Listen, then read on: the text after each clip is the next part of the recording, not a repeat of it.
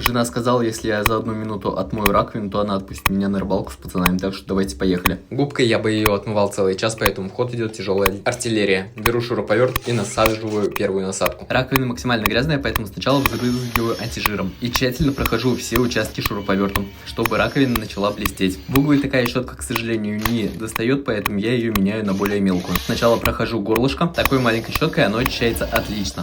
И далее осталось только все смыть. За минуту все успел, но ссылку на шуруповерт оставлю в описании.